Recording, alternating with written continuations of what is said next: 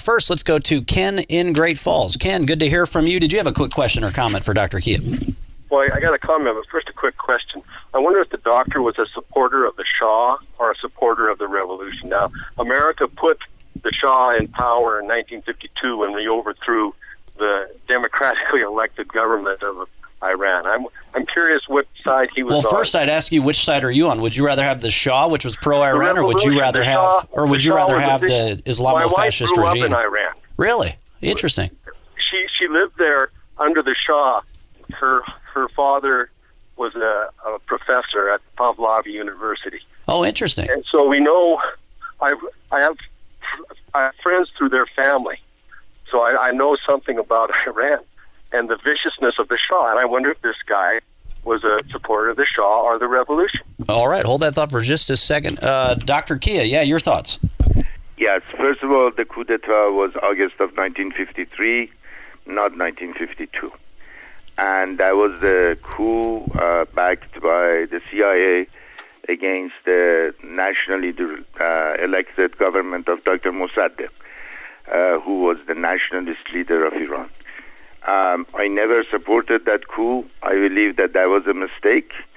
I always believed in democracy in Iran. You should not be thinking that every Iranian was either pro-Shah or pro-Khomeini. There were millions of Iranians who were pro-democracy. And when the Shah left, what they wanted to see was a moderate, democratically elected government in Iran. When we talk and ask questions, we need to educate ourselves about the complex history of Iran. But what I would tell you that in comparison between this regime and what the Shah and his father accomplished, even Iranian liberals and leftists today would tell you that what the Shah and his father accomplished was 1,000,000 times greater and more positive for Iran than what these people have done. So we have to always maintain a historical perspective. The Shah was far from being democratic. The Shah was far from being respectful of human rights. But the Iranians had the opportunity to transition from that regime into a more democratic regime. And Khomeini and his cohorts and his supporters hijacked that revolution and turned it into a process which culminated in creation of a fascist Islamic religious regime based on the Sharia rather than secular constitution. Well, and they raise a good point, regardless of what you think or thought of the Shah. The fact is, we've got this Islamo-fascist regime in charge right now, brutalizing their own people, and so that's the question of today. But either way, let's go back to Ken in Great Falls for a quick question or comment. Ken, did you have a quick question or comment follow-up before we get to some other callers? The point is, you fuel this regime by attacking them.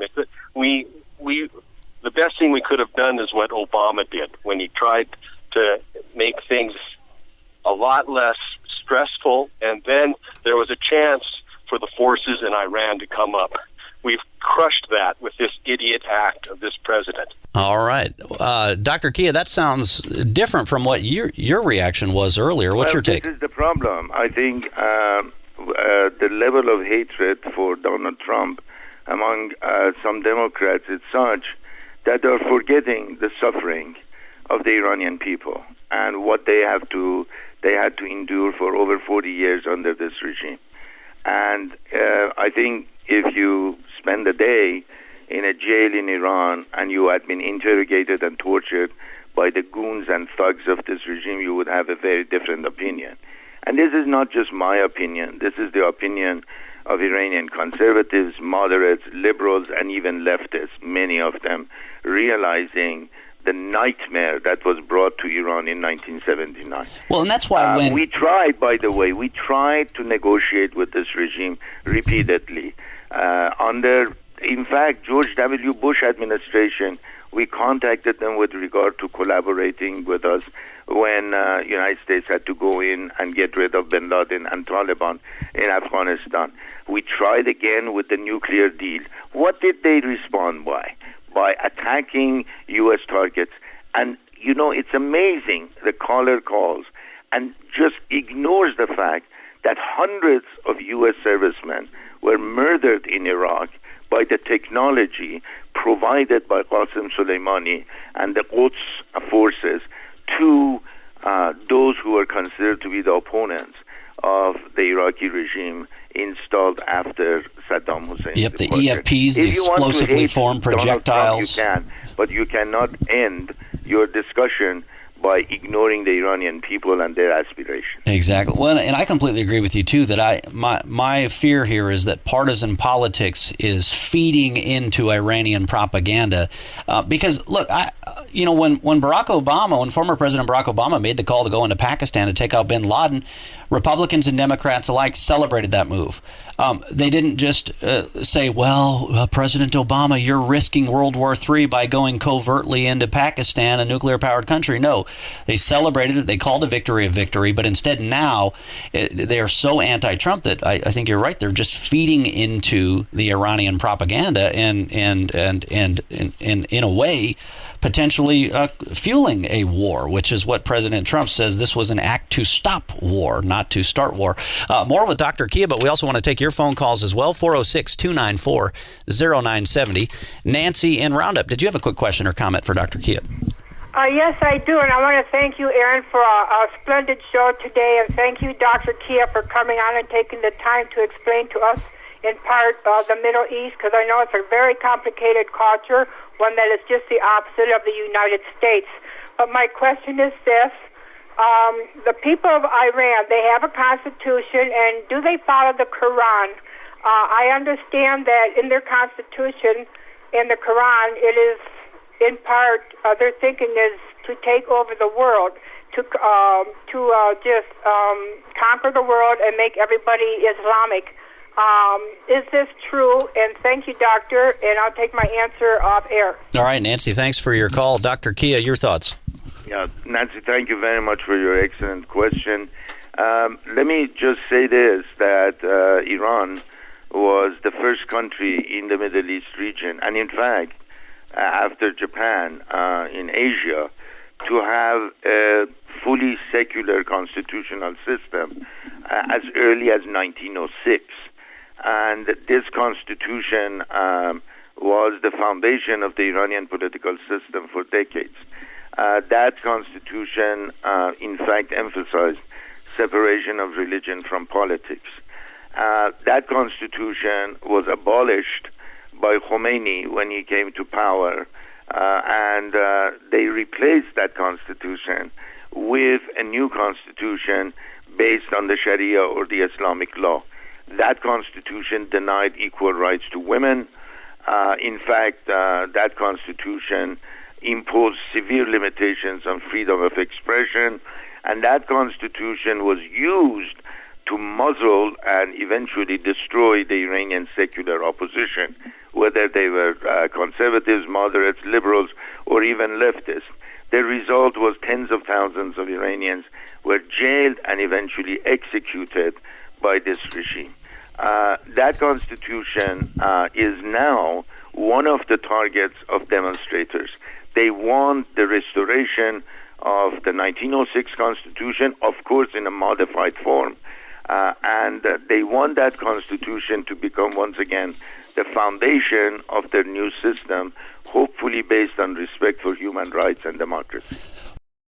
Dr. Mehrdad Kia, again, great to have you on the show with us this morning. There's always been these apocalyptic predictions from the media that World War III is going to be upon us, from North Korea to moving the embassy to Jerusalem, and then it never happened. But that being said, we all have friends in the Middle East right now. How big or will Iran do any more attacks than what they've already been doing? Well, what's your thoughts right now? And this is just a guesstimate, of course, Aaron, is that the regime feels obligated to respond. But it does not have the military capability to respond directly because it is more afraid about its survival, given its unpopularity at home, and given its isolation in the region. They will try, and I'm just, again, guessing, they will try to respond through their proxies. And they might not just, carry out assassination attempts or bombings in various countries in the region. They might use their proxies to wage attacks on Saudi Arabia, on Israel, and other targets. Let's say Hezbollah attacking Israel from Lebanon. That's one possibility. Or Houthis in Yemen waging attacks against the Yemeni government. These are possibilities that we cannot ignore, and all of them are on the table as far as they are concerned. They have put themselves in a situation that either they respond or their credibility among their proxies will be endangered. And I hope and I pray that their violent response will not cause any death, injury, or mayhem. But I would not put it past them. Yeah, they've already been doing it. Yeah, as you pointed out, they've already been doing this. Will they try to step it up? Likely, yes, but they've already been doing this. That's for sure. Marilyn in Billings, did you have a quick question or comment for Dr. Kia? I have a real quick question. Michael Moore recently reportedly sent a letter to the Ayatollah in Iran begging him to not strike America, that we would settle things peaceably here. Isn't that an arrestable, if that's a word, offense under the Logan Act? Oh, good question. Let's throw that to Dr. Kia. Dr. Kia, yeah, I don't know if you heard what Michael Moore, the filmmaker, the left-wing filmmaker, what he had to say about this whole situation. Yeah, I had not heard that, and I need to go back. Thank you for your call, but I had not heard about it. I want to, before I comment on it, I would like to go and listen to exactly what he had said, but to expect Ayatollah Khamenei in Tehran to show compassion and mercy and kindness to the American people, from a man who has shown very little compassion or kindness toward his own people.